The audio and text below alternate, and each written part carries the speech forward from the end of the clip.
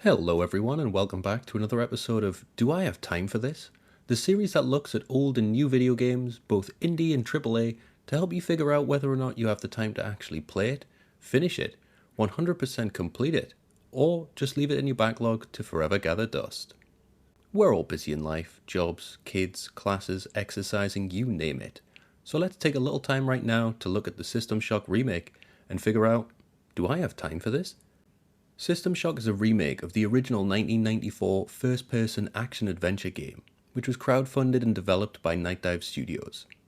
This version of System Shock was originally planned for 2016, but due to living in development hell for a number of years, we see it surface here in 2023. This game puts you in the shoes of the anonymous hacker man, a criminal who was picked up by the Tri-Optimum Corporation to assist them with the task of taking the ethical restraints off of the Citadel space station AI, Shodan. Doing so, as you'd imagine would be very relevant in modern society, causes an AI takeover of the station by the villainous Shodan, believing they are an outright god and any humans are just insects to be squashed. Waking up in the medical bay after having been captured by the Citadel station's big boss Edward Diego, you receive a message from the people of Earth explaining it's up to you to stop Shodan's plan. Widely considered to be the building blocks for what would eventually become Bioshock, System Shock established a lot of modern tropes back in 1994, creating a narrative and world that gets you drawn in pretty quickly. However, the word remake in 2023 brings with it a certain connotation of overhauling a game's mechanics, graphics, art design, and in some cases story, which System Shock 2023 ultimately fails to live up to, creating an uneven experience that can be both obtuse and frustrating in equal measure. As the game opens, the System Shock Remake offers you an extremely innovative choice. You can tailor the difficulty of the four main aspects of the game: combat, mission, cyber, and puzzle. Honestly, this was a breath of fresh air seeing such accessibility in a game, allowing you to essentially customize your experience in a way I've never seen before. Each of these four sections and their accompanying difficulty toggles from 1 to 3 had full explanations too, showing you what you'd be in for whatever you selected, which is great to see. I played this game with everything set to option 2, as I felt that this was the default experience we were expected to have. Given the game breaks itself down into these four sections, it only makes sense to do the same here, starting with the mission. Now, coming out of the gate with a negative really isn't something I like to do, but it only makes sense to cover the mission before diving into anything else. As I covered in the opening, you are tasked with taking down the rogue AI Shodan before they can bring their psychotic brand of villainy to Earth. The only roadblock you face when you come to attempt this mission is the fact that the game is a wholesale remake of the original, meaning it comes with all the obscure pathing and quest design of the old Doom and Quake FPS games. Whilst this was considered revolutionary at the time, in the modern era where games can often overhelp, I was having to use a guide on Mission 1, just to figure out where I was meant to go and what I was supposed to do at each turn. Without spoiling anything, I came across the trigger for the end of Mission 1 without realising what it was, and was immediately presented with the Earth being destroyed and me going to the game over screen out of nowhere.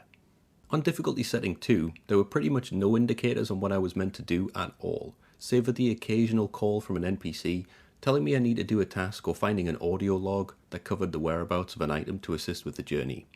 I did test difficulty 1 after finishing the game to see if there was much difference, but I didn't really notice one, which was odd, as it stated it did provide waypoints, but there were none to be seen it seems.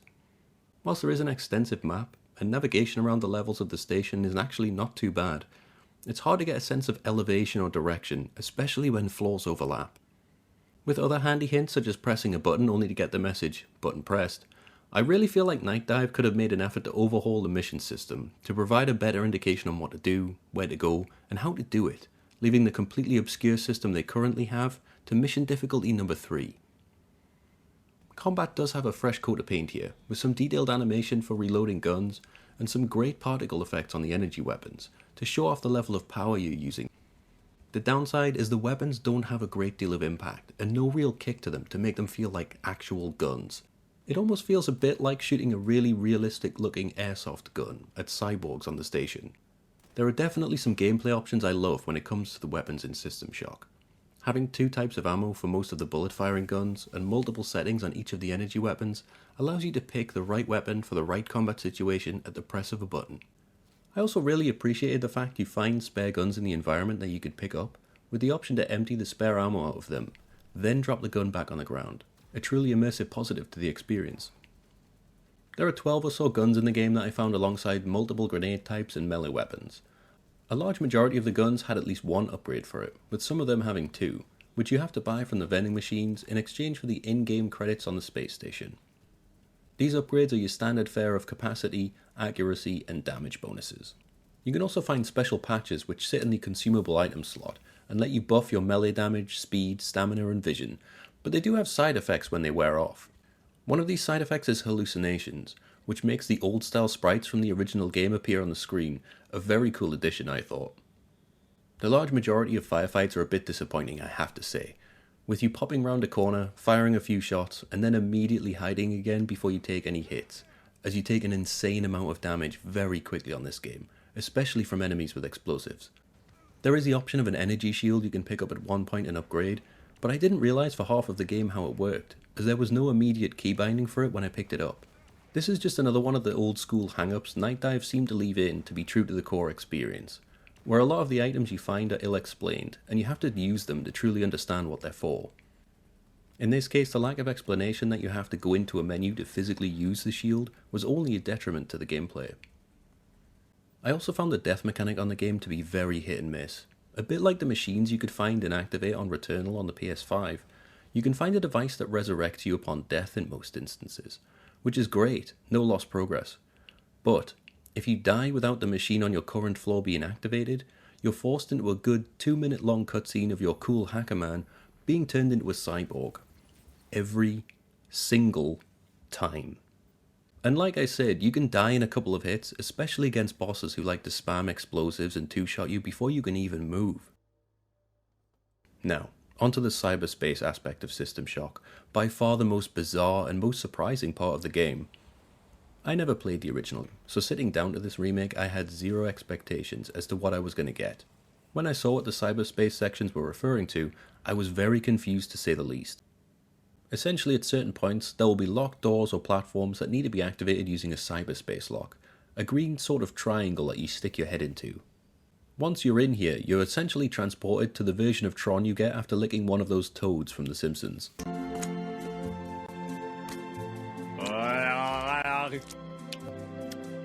Nothing. Here we go. Yeah. In these sections, you're like a small ship, flying around in completely 3D space, fighting off digitized versions of Shodan's defensive code.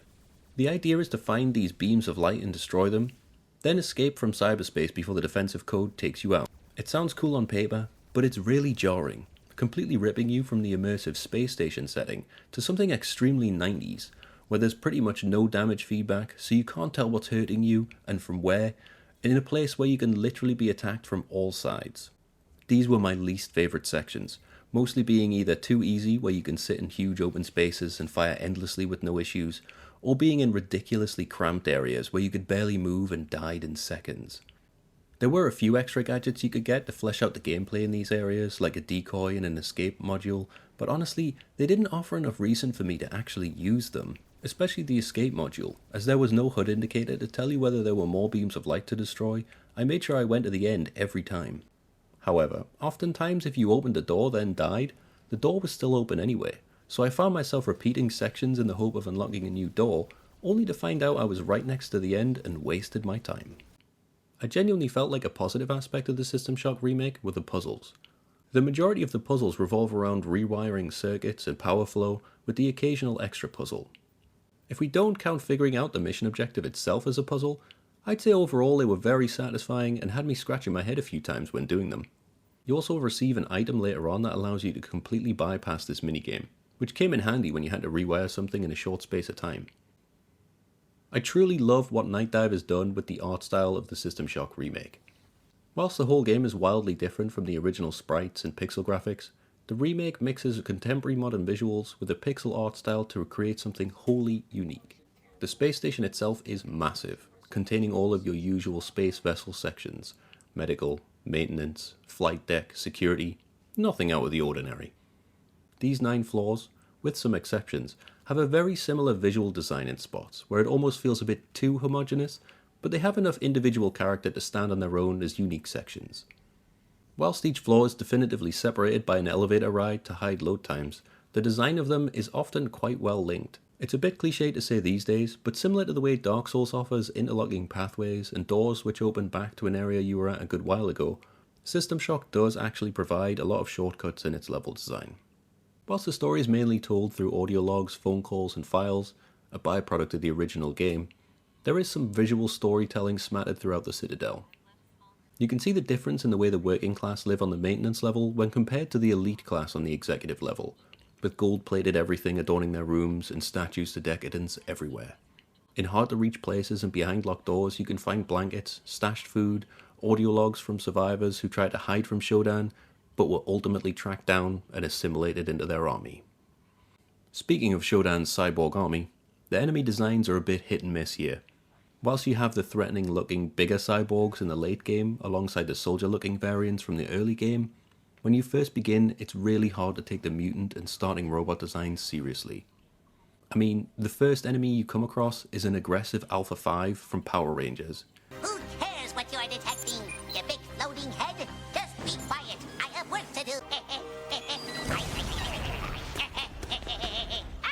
Once you get past the third or so level though, you'll start to meet more threatening and less goofy looking enemies. These cyborgs, while not engaged in a fight with you, also have the occasional glimpse into their humanity. A certain enemy type will occasionally talk with their human voice, begging for help before being brought back in line with Shodan's teachings. It's very disturbing to hear and a subtle bit of world building. One other mechanic that I think more befits the world design than the gameplay is part and parcel of the inventory management systems in the game. Similar to what we see in Arcane Studios' game Prey, you can turn the everyday items you can find on the Citadel station into scrap, which you can exchange at a recycle station for tri-credits, the game's currency. There's almost a risk-reward system at play. You can either keep the big bulky item in your inventory, balancing it alongside your guns, health and ammo, or you can scrap it into a little cube that's worth less money but takes less inventory space. It's not often you see these kinds of systems integrated into inventory management, and it's really immersive to see here. These tri-credits can be exchanged at vending machines for food or the medical stations for supplies, but the real use for them is at the ammo and upgrade stations, for the weapon upgrades I mentioned earlier. The only issue is, after a while I got a bit bored of picking up everything not nailed down, and stopped bothering with the system, which resulted in a problem in the last two sections of the game. The security in the bridge floors didn't have obvious recycle machines, if any at all. As a result, I ended up in the endgame with no credits to buy new upgrades, and no way of making any more. It could have just been me not finding hidden areas, but it really annoyed me that I was left with no way to upgrade additional weapons I had, or a means to go back and get old weapons or achievements. So, let's get down to it. How long does this game take?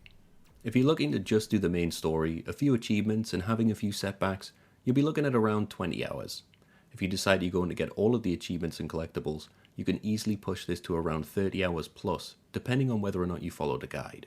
Honestly, if you do go for this game, I think you'll need a guide regardless, due to the obscurity of the mission system. I personally put 22 hours into the game, but got very lost, and that's with a guide. I would recommend when playing this game to save, and often. This game doesn't really respect your time in a way a lot of the old school shooters didn't.